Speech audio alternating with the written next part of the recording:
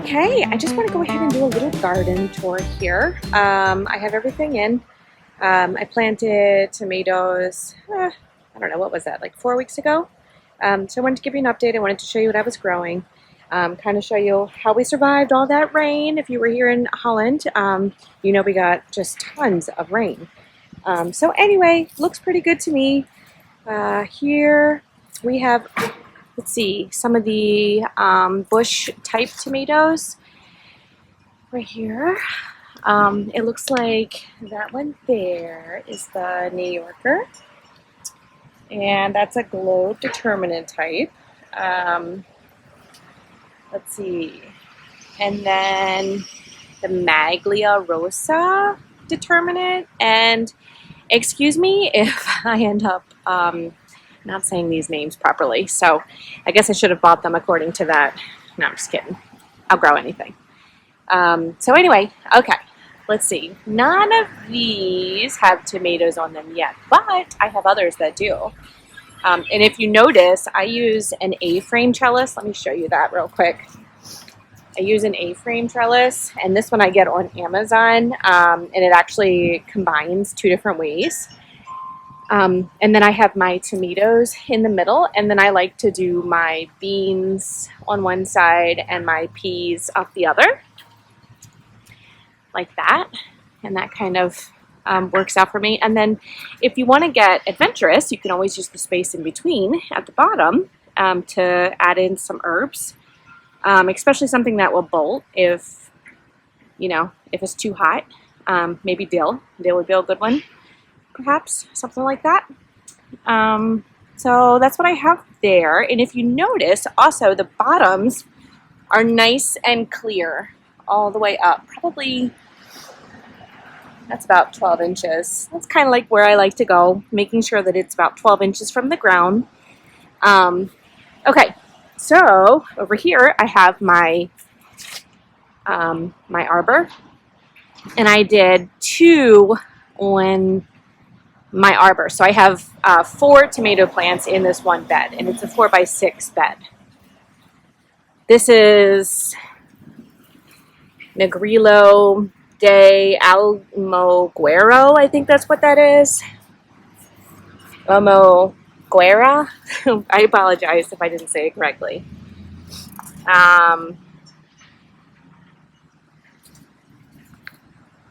Let's see, that's a beefsteak indeterminate, which is going to be interesting because I've never grown a beefsteak tomato that climbs before. So that should be really fun. Let's see, what else do we have over here? This is black from Tula. Yes, it's a beefsteak indeterminate. Same kind of thing. Both of those have the regular leaf. If you look, you can see that it's your traditional tomato leaf. Kind of pointy there. Everybody recognizes that. But I do have an interesting leaf to show you. So anyway, so those are what's in the one bed with my peas and my Maxibel beans, which I love. They're like a little bush bean. And they're just, you just get so many of them. So I have, geez, 7 vines, and they each produce a ton. So that should be pretty good. Now the peppers obviously did not do as well in all this rain. I'm going to give them some time because I do notice that they're still trying to fruit, even though they barely have any leaves and growth. So we're going to give them some time. But as you can see, they're all pretty sad. I had a ton of peppers, and that did not like that weather. So anyway, I'm going to be patient because sometimes they drop their leaves and they end up being totally fine. So we'll see. But if you notice, I mean, they are trying. Now this guy here, this is a banana. The 2 bananas that I have, they look really, they look really sad. So I think they got hit the hardest with the storm. But I also have my eggplant in here. I have let's see, the Japanese long eggplant, and then I have two, no, I have two Japanese long and then one traditional type of eggplant here. So they all look really good, which is nice. On the end here in this oobleck style support, I have muskmelon. So that's kind of fun. I've never grown muskmelon before. I hear they're really good. This, I got basically all my veggies except for the peppers because I got them before. Hang on. Sorry, everyone. That was crazy. Okay. Oop, you're going the wrong way here, buddy. Let's move you up here. So anyway, I basically got everything from her. She had all kinds of unique bits to try. Okay, well, I'll get you in a little bit, I guess. There we go. What is this? Mini melon. Mini melon. Okay, so we'll see. Got like 3 vines in there, and it should just continue to grow up. Now, as for the tomatoes over here, I have 2 going up the arbor. I have the Berkeley tie-dye indeterminate type, and that is a beefsteak, which I've seen pictures of, but I've never grown it. In fact, I've never grown anything as far as tomatoes that I'm growing this year, so I'm really excited. And this is Brad's Atomic Grape here, and cherry tomato, grape to plum-sized, wispy leaf type. That's interesting. Okay, so this is a wispy leaf type. I was reading that some people think this looks sloppy, but I don't know. I kind of like it. I don't think it looks bad at all. And if you notice, I already have tomatoes coming in. So super happy with that one so far. These all look super healthy. Green leaves.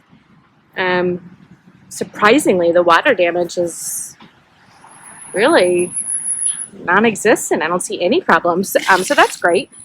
And then, let's see here. I have, okay. I have my beans going up the large bamboo poles. And these are pole beans. And so these bamboo poles are about 6 feet. And they will use every ounce. And they'll go up above it, actually. So I usually chop it when it gets to the top. And then these, I've noticed they come in a lot later. So they start producing, I feel like August. I mean, I feel like I don't see anything through July. I could be wrong about that, but I don't think so. And then the beans on this type of pole bean, which is the Kentucky pole bean, the Kentucky Wonder, pole bean, they get like 8 inches, and they're big, and they just come in like crazy. So between the two, the Maxabel and the Kentucky pole bean, I have tons of beans, and I love it. Those are my 2 favorite types of beans so far that I've tried. I have more muskmelon over here. As you can see, there is some damage over here on this muskmelon. So I like to try and figure out what it is. But, you know, you got to expect some damage when you have that much rain, because you can't be out here monitoring it the way that you want. And your plant shows signs of distress, and then, of course, that's when the pests attack. So, you know, that's just the way it is. But it looks like I think these guys are going to be just fine. If I can just figure out. See, it's kind of like you play a detective a little bit, and you get to figure out what it is. And then I see some discoloration and some holes. So anyway, and then I have to kind of train that guy to go up there. And here I have, what are these? Oh, red onions. I've never grown those.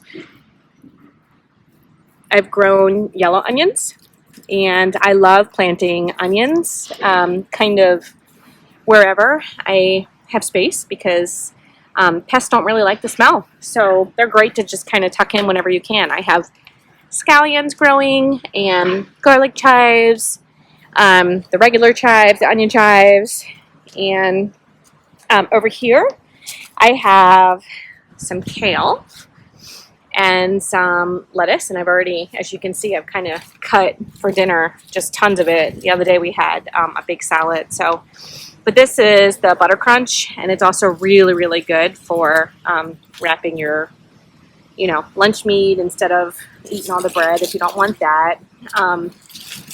So I love it, but I like to keep it shaded. So this stays, kind of moving the camera wherever, but as you can see, it stays pretty shaded over here for a good part of the day, which is exactly what it wants. But I have my parsley in over here. It looks really good.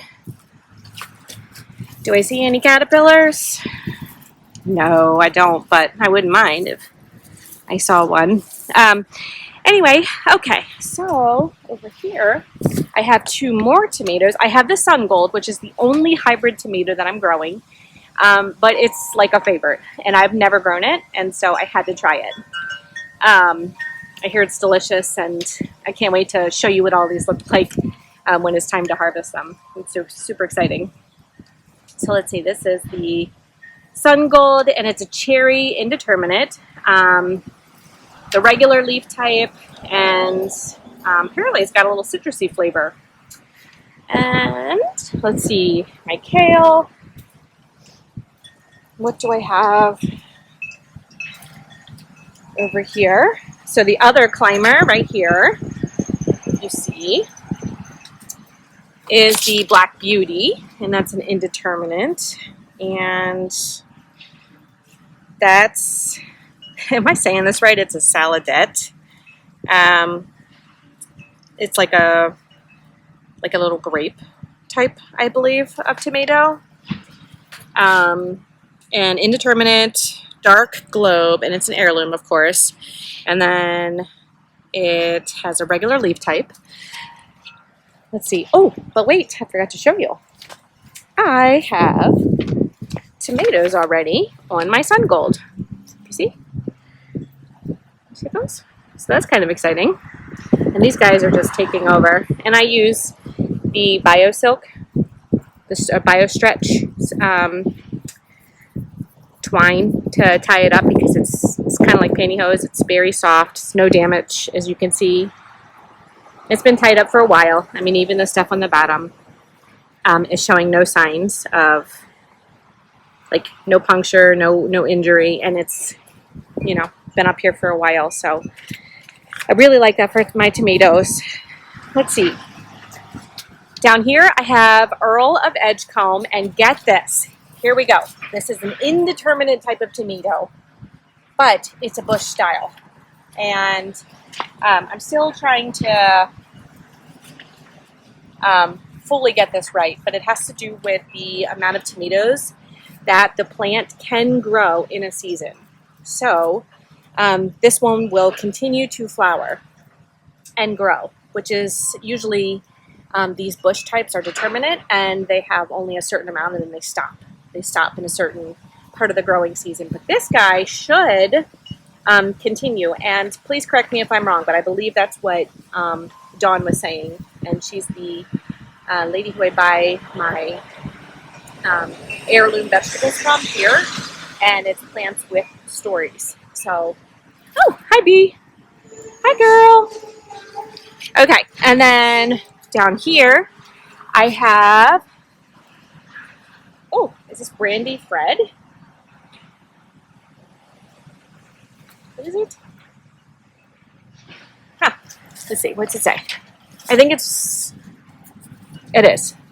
Okay, so Brandy Fred Dwarf, and that's a beefsteak indeterminate. Same type versus the determinate, so it should grow about the same. And if you noticed, this leaf is different. See that? Kind of looks like that. It's a potato leaf. So that should be really fun to see how that kind of goes. Let's see here. You have that one? I'm looking at my notes. I'm sorry. I don't know. I don't see that one. Brandy Fred. Yeah, I don't see that one. Maybe I didn't write it. Oh, there it is. Okay, so indeterminate, and it's an heirloom, potato type leaf, well balanced flavor, and this is part of the dwarf tomato project. So that should be perfect spot for this little guy.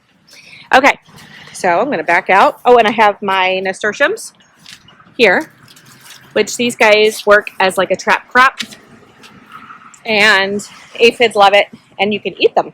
So they kind of taste radishy a little bit. I like to, put them in a salad, or if I'm making, tacos or any of that kind of stuff, and like a slaw.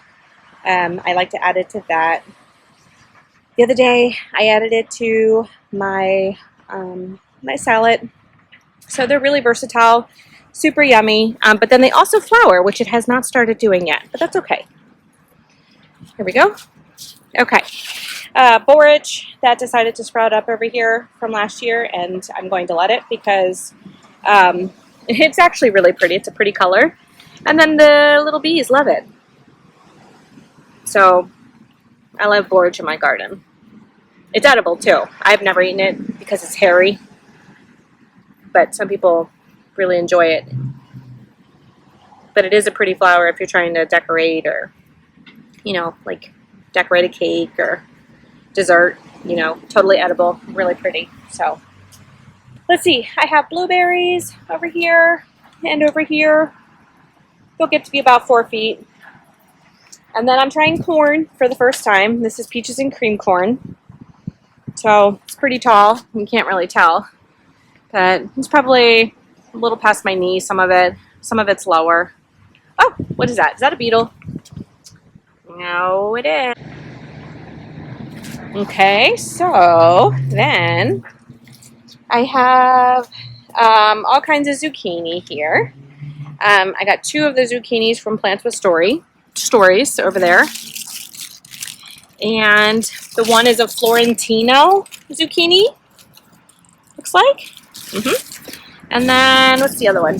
Maybe I didn't have the label on this one. I don't know if I labeled it. I don't see a label, so that's not good. We'll just get surprised. But if you noticed, I also have aluminum foil. And last year I lost all of my zucchini to the vine borer, and it likes to lay its eggs in the stems of your zucchini plants. And so by the next day, you will come out and your stems will be mush, and your leaves will just be completely wilted and on the ground. So it's best to use some type of a collar, and you have to readjust it as it gets bigger. But I mean, you could probably use like a Dixie cup or something and make sure you dig it down like 1/4 of an inch, something like that. And then maybe split a, line down the cup and just kind of use it as a collar. And that should be really helpful against the vine borer. That thing drives me nuts because last year it just ruined all of my zucchini. So that was kind of sad. And I know better, but I forgot and got busy. Here's 2 different types of cucumbers coming up. The other part of this arbor here.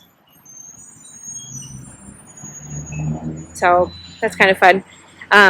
Never done it up over an arbor before, but it holds. It has the tendrils, and it should be good. So I have 4 different zucchini plants in here. I have cucumbers. Down here I have garlic chives. Oh, and Swiss chard, of course, right here. And then on the other side, I have arugula. And arugula loves the shade, so I like to use the shade of bigger plants to continue to grow. Those crops that are just not so good for the heat. So, and I come in here and I just kind of cut some out and I harvest it, and we just did it for dinner the other day. So arugula, I mean, I love it. Okay, did I forget anything in this part? I don't think so. I got my corn. So now I'm going to go ahead and get up onto the deck. I'm going to show you what I'm growing up there because I have 4 different varieties of tomatoes up there. Oh, wait. I do want to show you this. This is pretty cool. So I have a curry plant here, which I've never grown, but it smells so good, like curry. And I have a lime basil, a lemon basil, a cinnamon basil, and a sacred basil. So I've never grown lime basil before, nor sacred basil, but the sacred basil, you just take like a deep inhale, and it's very calming. It's great. And apparently you can make teas with all of this, and so I'm excited about my basil garden here. Okay, so nope. So I have grapes coming up right here over this like little arbor area when you walk into the garden or into the yard. So those are coming in nicely right here. It's exciting. I love that. And yes, there is some distress here. So I'll probably have to amend the soil a little bit, but it'll be fine. This will work out. And I'm using more of that bio stretch to tie it on, even though it will go crazy and hold itself. I still like to train it and tell it where to go, and then it can hold on. But that's nice. You can get some dappled shade in there. And oh geez, this here is that butterfly weed. It's the host plant to the monarch butterfly, and I love it. It is bright when you come down the stairs, and all of the pollinators love it. As you can see, I've got some Joe Pye weed in here that needs to be watered, which I'm surprised about because we've had so much water, but this guy loves water. Let's see, daisies and sage and bee again. Okay. Got my clematis here. And I've got a second one I just planted too. So this one is the Ilka. It's purple. It's the Ilka. And then this here is the Henry, I believe. I just planted it, but it gets white and it's much bigger. So the Ilka doesn't get very big, maybe like 8 feet. But the Henry will get like 15 or 20. So I'm excited about that. Okay.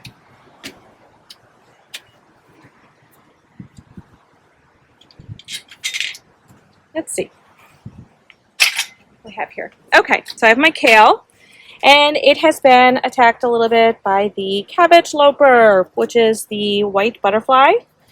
Looks so pretty flying around, but unfortunately on the other side, you'll notice, well, I went through and I kind of looked at it yesterday, but usually you'll see like little tiny green caterpillars, and they will just tear up your brassicas. So, and kale is part of that family, and it loves it. So, you know, I usually like to put some sort of a net over my salad greens, but I didn't this year, and that's okay.